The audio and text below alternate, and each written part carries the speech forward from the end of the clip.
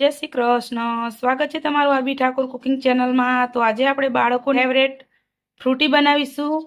એની માટે મેં અહીંયા લઈ લીધી છે 2 પાકી કેરી, એકદમ મસ્ત મજાની, અને આપણે ઘરે જ પકવી હતી દાબો નાખીને, એટલે કોઈ કાર્બનવાળી નથી અને એટલી બધી મીઠી હોય છે કે આપણે ખાંડ પણ નાખવાની જરૂર નહીં પડે। તો સૌ પહેલાં આપણે કેરીને સરસ ધોઈ અને એનો પલ્પ કાઢી લઈશું।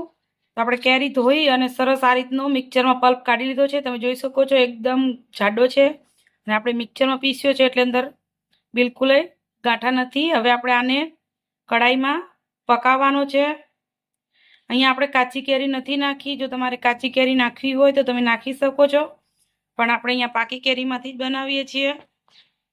તો ચાલો આપણે સૌ પહેલાં એક કડાઈ લઈ લઈએ। આપણે ગેસ ઉપર કડાઈ મૂકી દીધી છે અને જે આપણે કેરીનો પલ્પ કાઢીને રાખ્યો છે આપણે આમાં નાખી દઈશું। આપણે બિલકુલ આમાં કલર નથી નાખ્યો, એકદમ નેચરલ કલર આવ્યો છે। આપણી કેરી એકદમ સરસ પાકી હતી। અહીંયા મેં કેસર કેરી લીધી છે, તમે તમારી પસંદની કોઈ પણ કેરી લઈ શકો છો। આપણે સરસ એકદમ પાકવા લાગે, અંદર બબલ આવવા લાગે ત્યાં સુધી આપણે આને પકાવી લેવાનો છે। તો આપણે આમાં 2 મોટી ચમચી જેટલી ખાંડ નાખીશું। કેરી આપણી એકદમ મીઠી છે, ખાંડ નાખવાની જરૂર પડે એવું નથી, પણ હું નાખું છું કેમ કે આપણે બહારથી લાવીએ એ વધારે મીઠી હોય છે ફ્રૂટી, અને જો તમારે ના નાખવી હોય તો તમે સ્કીપ કરી શકો છો। 2 ચમચી જેવી મેં નાખી છે।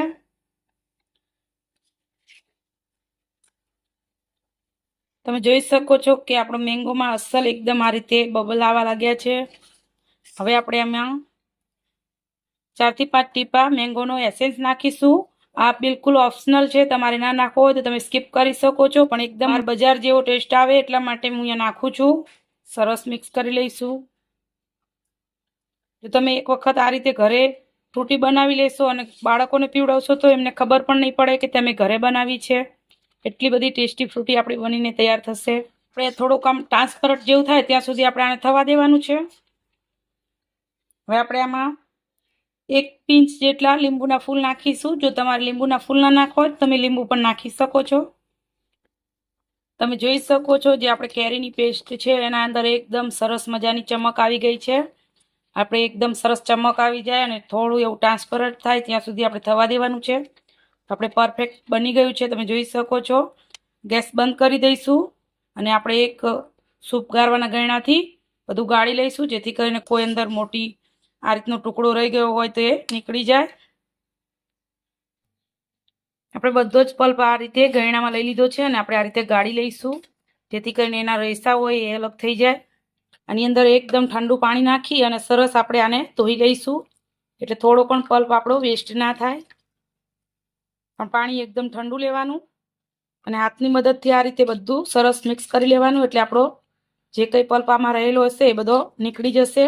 તો આપણે ઝારાને અને કઢાઈને સરસ મજાનું ઠંડુ પાણી નાખી અને અંદરથી બધો પલ્પ અલગ કરી લીધો છે, તમે જોઈ શકો છો। અને બધું પાણી આપણે આમાં નાખી દીધું છે।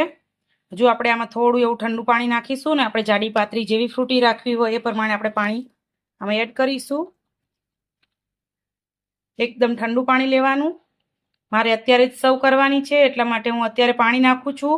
જો તમારે સ્ટોર કરીને રાખવી હોય તો એમાં તરત પાણી નહીં નાખવાનું। જે આપણે પલ્પ લીધો હોય એ પલ્પ એરટાઈટ ડબ્બામાં ભરી અને ફ્રીજમાં તમે 10 થી 15 દિવસ સુધી સાચવી શકો છો। અને બાળકોને જ્યારે પણ તમારે આપવું હોય ત્યારે ગ્લાસમાં કાઢી અને તમારી મનપસંદ પ્રમાણે પાણી નાખી અને તમે ફ્રૂટી આપી શકો છો।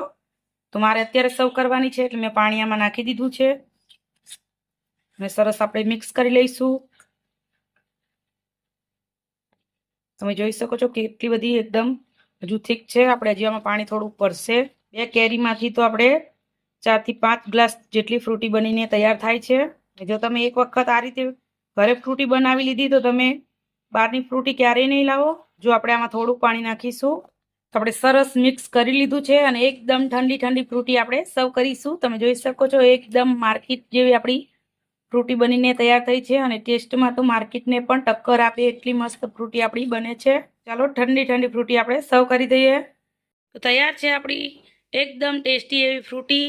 જે આપણે ઘરે જ બનાવીને તૈયાર કરી છે અને કેટલી બધી ઝટપટ બની જાય છે. ઉપરથી આપણે પાકી કેરીના નાના નાના ટુકડા કરીને નાખ્યા છે. અને જો તમે બાળકોને એક વખત આ રીતે ફ્રૂટી બનાવીને પીવડાવી તો બાળકો બહારની ફ્રૂટી ક્યારેય નહીં પીવે, એની મારી ગેરંટી છે. તો તમે પણ એક વખત આ રીતે જરૂરથી બનાવજો અને મને કોમેન્ટ કરીને કહેજો કે તમને મારી આ રેસીપી કેવી લાગી. અને જો તમને મારી આ રેસીપી ગમે તો લાઇક, શેર અને સબસ્ક્રાઈબ કરવાનું ભૂલતા નહીં. આવજો ને જય શ્રી કૃષ્ણ.